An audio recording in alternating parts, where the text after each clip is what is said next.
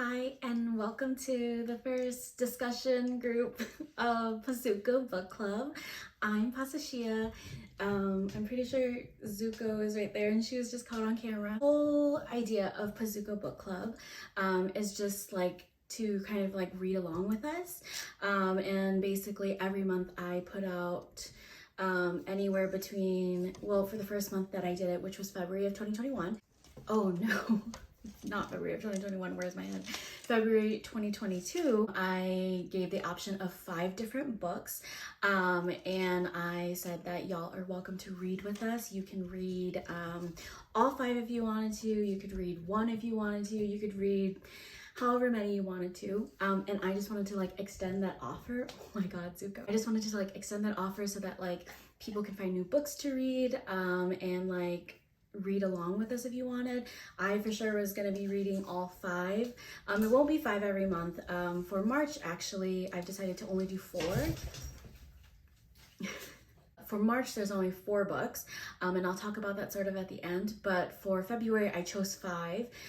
They all happen to be romance novels. I'm a big romance novel girl. I'll kind of introduce every single one. I'll save my favorite book for last that I read out of the 5 of them and talk a little more about that.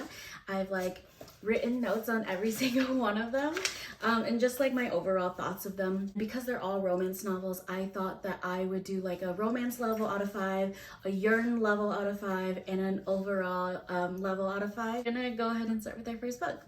First up is Count Your Lucky Stars by Alexandria Bellefleur. This book recently just came out. I think it came out like right at the beginning of February, if we're judging a book by cover. I think it's very adorable. As for the synopsis of the book, I really love a like childhood best friends to strangers kind of feel. I just feel like it really just digs into my soul and I love it. But reading the synopsis of the book, I was really interested in it. I was really excited about the book, and I think it's a sweet book. My overall thoughts in my notes said that I gave it a 3.5 out of 5, and I still think I feel that way. It didn't meet my expectations for a book. And not to say that it was like badly written or anything, I just like didn't love it as much as I thought I would. The premise of the book was interesting and just like the idea of it was really great, but it didn't like capture me in the way I thought it would. It was like a very okay book for me.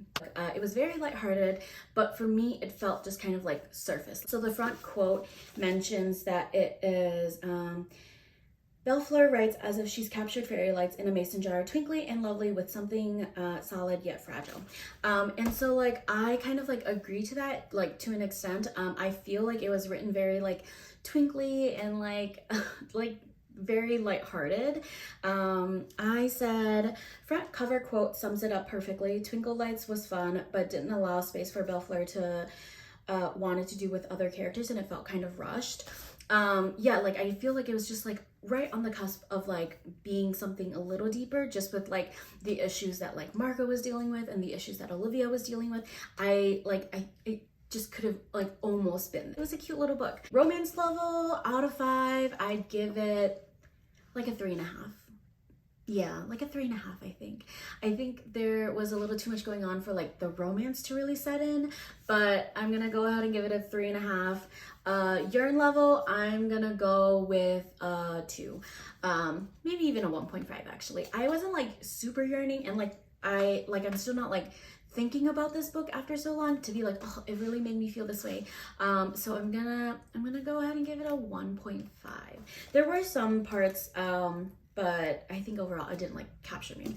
And overall, I'm still gonna stick with that 3.5 out of 5. So yeah, but don't regret reading it. It's not like I did not finish it, so count that as a win. Okay. Next we have Bringing Down the Duke by Evie Dunmore. I was afraid that it would be a lot slower, and just because it's like historical, you know, it's like taboo to even show ankles. So it's like, oh my God, how slow is this going to be moving? But for the plot, I think it moved fairly quickly. Well, not quickly, but like in a pace that like I was able to keep up with. I feel like it was definitely a historical romance that was written in the modern times, like you can tell. And it wasn't hard to read at all. I feel like sometimes I struggle with that, just like in the thought process of everything. It's hard for me to get into. And this book was a little slow to get into, but it picked up right away, and then it kept that pace. And I was happy about that. I said, I think I yearn the way leads in a historical romance do, which is, yeah. My orange is for, according to my key, for yearning. And if you can see, there's a lot more orange than there is other colors. I mean, I think I actually ran out of orange while reading this book, which is like, oh, the bitch was yearning. Definitely makes me want to get into more historical romances, and I'll read the series, but probably will space them out, which is true. Like, I feel like I only have like so much time in my brain to like really process that historical romance part of it. So I'd be very interested in reading the entire series that Evie Dunmore has already written. I think I just have to like give myself some time to like get into the mindset to read something that's historical. To rank it, I would go romance level like a 4. A yearning level, probably like a 5, because Evie Dunmore just kind of gets me. Yeah. So, and overall, I initially said a 4.25, and I think I would still give it that. Like, I think if I were like feeling like I wanted to read a historical romance, I definitely grab this one off my bookshelf. Okay, next book. Forever Interrupted by Taylor Jenkins Reid. Okay, so pace and writing style, this moves through. I'm gonna refer to my notes a little bit here. The pace was fast and very fitting for the premise of the plot and story. Some of the things that she has written in here did not age very well, and even being written in 2016, I was kind of like, I don't know if you should have written that down, and I don't know if someone should have published that. But they weren't like very awful. They were just things that I didn't really like. And I guess you could always read something and be like, oh yeah, that's like, some people just say things like that. It's just like, I don't think we should allow people to say things like that. Anyway, yeah, as for character and character arcs, let's see. Okay, so I'm gonna read kind of scatteredly through my notes here, just because I feel like there's a lot. There was obviously lots of grief. I said, through their story, I sympathized with Elsie, but her and Ben both were frustrating in some aspects. Susan, who is Ben's mother, I want to hug you. Oh, the pain. This woman must be living.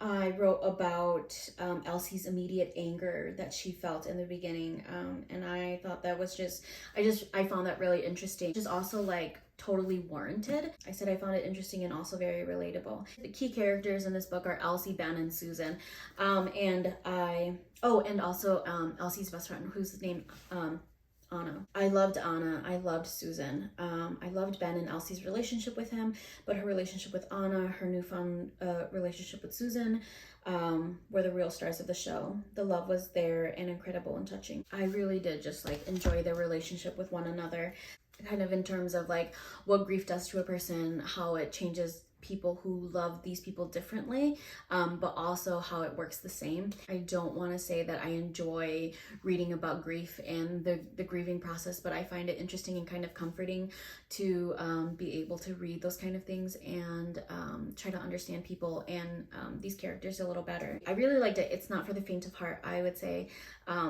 If you read it in the past, and I know many people have, this was Taylor Jenkins Reid's debut novel, and I could see where it just like jet-setted her career. Another note I wrote was that another great Taylor Jenkins Reid book, not my favorite, but touching, and as a debut novel, what a wonderful start to her career. Her writing has only gotten better. My personal favorite Taylor Jenkins Reid novel is One True Loves. That book just tore me up to pieces. I'm actually like afraid to reread it, but I think that's just like telling of how good it is. I've also read The Seven Husbands of Evelyn Hugo, and I have read Daisy Jones and the Six, and I think her writing has just like gotten even better. Her storytelling has gotten a lot better. I was very excited to read this one, and as a debut novel, as I said, I think it's an incredible book. I gave it an initial 4 out of 5 rating, and I think I would stick with that. I think like thinking about the book, it makes me feel very soft, but as I was reading it, I think it was just like a little hard to get into. Romance level, I would give it like a 3.5. I feel like the romance was there, but it wasn't the main focus of the show. But as you read through Elsie and Ben's story, you do get that romance, and it was very sweet, and just like in that heartwarming kind of way. Like urine level, I didn't like find myself yearning. I felt myself like sympathizing a lot, feeling like anger, feeling grief, feeling sadness a lot more than I felt yearning. It's like yearn / grief / sadness level.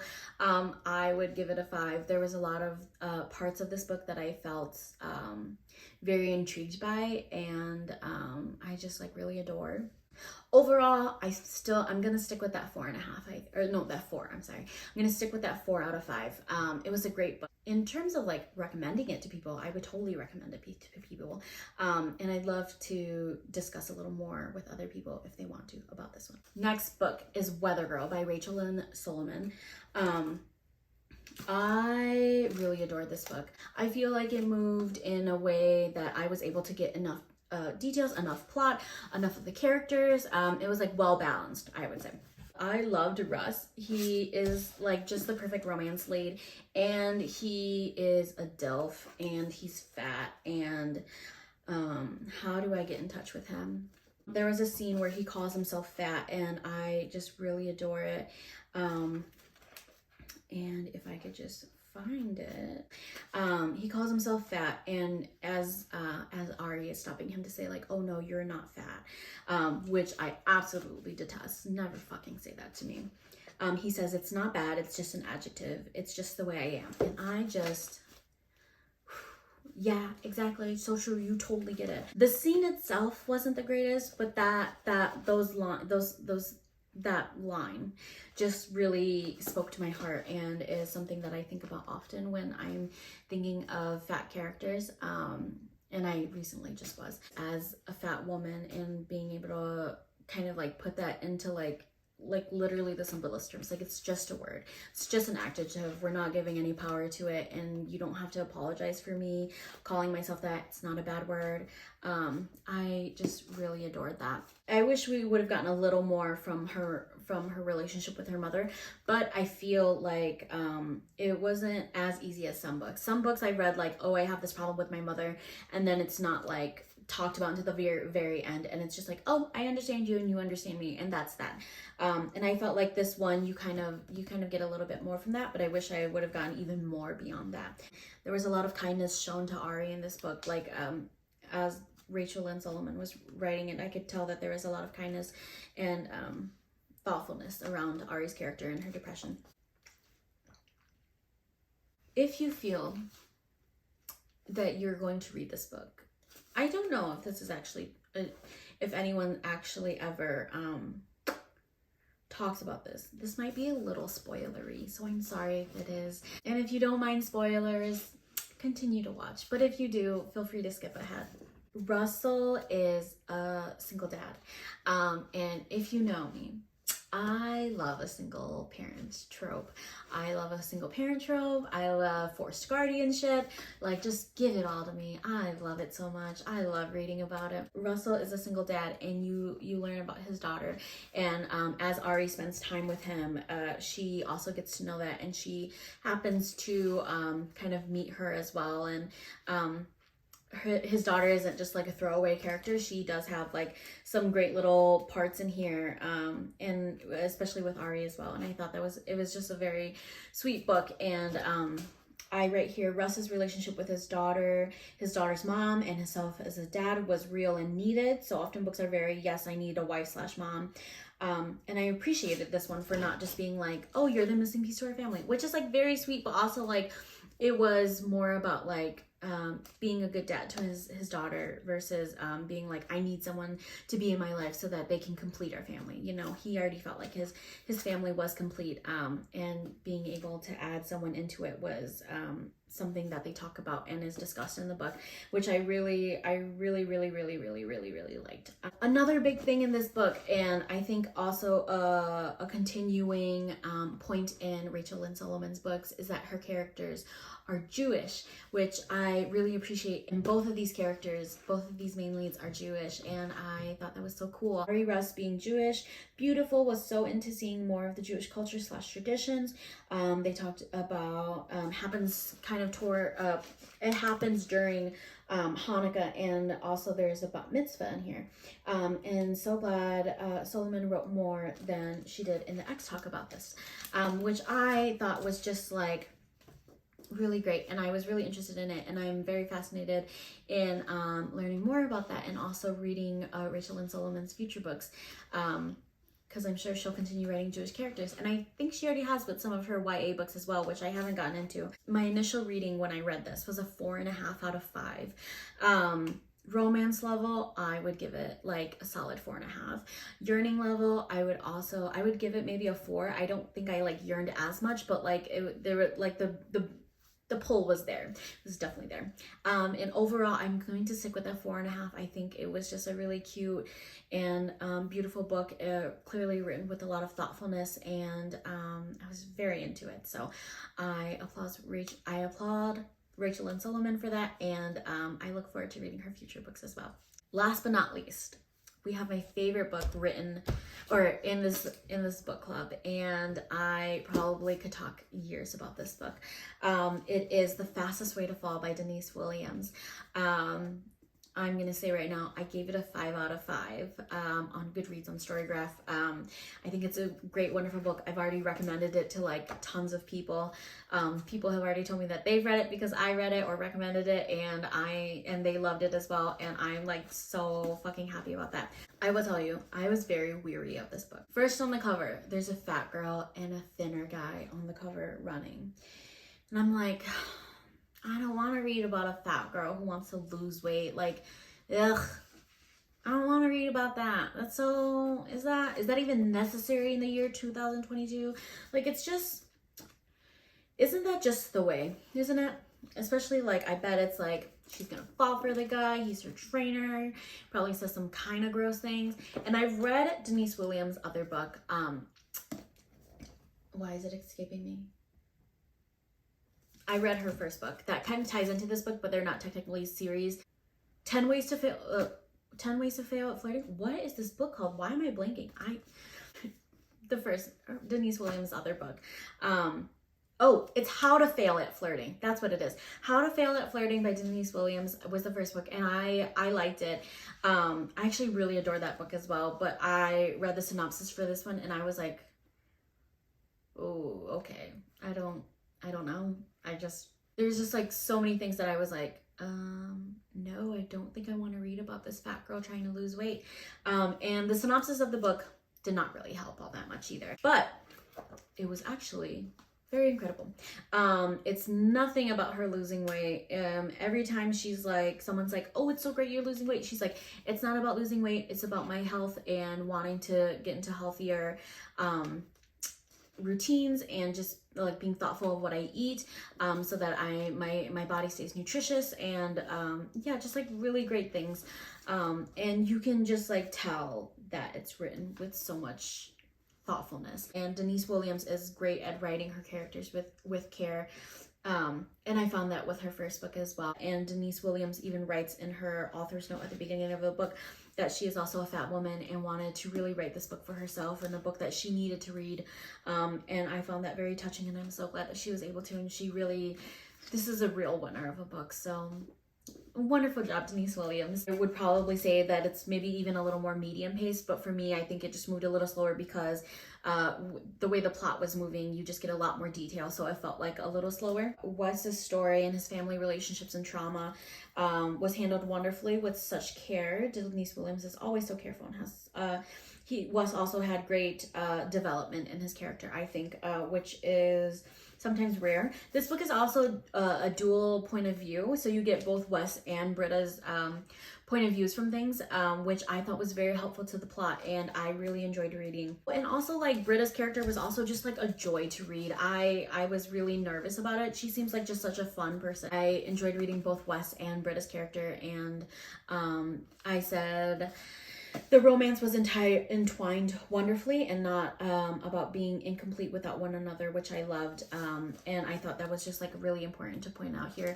that it wasn't just about like, oh, I'm incomplete without you, I can't live without you, you're my other half. It was like, we're both whole people, and I know that you can do it, and I'm supporting you in all of that. And I really loved how that was tied into the whole plot of the book. It wrote about the fat phobia and how this was not it. It's not about lost weight. Yes, Britta's journey was great, and although she wasn't 100% the greatest role model, TM, like just like capital R, capital M role model, she wasn't that. She was just a person, and I think that really like humanized Britta's character here, because although there was like some problematic things being said, it was like very relatable, at least in my point of view, and it wasn't in a like a way that made me feel pity or just a way that like made me feel gross about being fat. It wasn't self-deprecating as some books are, and Wes understood the fucking assignment. This was more body positive. This was definitely more positive than most books that have fat characters written in there, and more about health, and I really enjoy that. And even as a coach, Wes would mention tons of times like, oh, we're not here to like lose weight, we're not here to tell you to lose weight, and there was a lot of great things written in here. And if you're interested in the content warnings, I do add it in both my reviews on Goodreads and Storygraph. So I would suggest taking a look at that if you are cautious about this book and want to be thoughtful of things that might be triggering for you. I'll never be over it. I cried. I definitely did. There were so many times when I cried, and I can't say if I cried because I was in the emotions of it, if it was like the book, if it was just like very relatable and I was crying. But like out of all of these 5 books, this was the one I cried to. I did get teary during Forever Interrupted, but this one I was like crying, like general tears, genuine tears. I needed tissues. It was just really good, and it really hit deep for me. The plot in this book was great, and I felt like, not thinking about it, it did feel like a little all over the place, but like there was a reason for it to be all over the place. Does that make sense? Also, like, because you're reading about 2 separate people from their point of views, and they're not like immediately connected in each other's lives already, not until about maybe like halfway-ish through the book. You kind of have to like be in 2 separate worlds before they combine together. So it did feel kind of all over the place. And this book has many chapters, 65 including the epilogue. So the chapters were very short, so it did feel like you were bouncing around a little bit. But it was a great book overall. I really just adored it. My favorite things in here were how the fat phobia was discussed in here, how it wasn't about weight loss, and that was like something to mention so many times in the book. I feel passionate about that. It was just like inspiring to read something like this, and to like, I really felt that Denise Williams wrote this with lots of care and thoughtfulness in mind. It's just like her other book that I read was also just like very thoughtful of that kind of things. It's a little heavier to read, but also it was just something that I really enjoyed, and it's a 5 out of 5. This is my first 5 out of 5 book of 2022, and I'll never stop talking about it. I think romance level, I'd give it a 4. It was still really great, but I think romance level, I'd give it a 4. Yearning level, I'd give it maybe a little closer to a 5, like a 4.5 maybe. Overall, I'm still gonna give it a 5 out of 5 though. I feel like the romance and the yearning was like tied into very wonderfully within the story.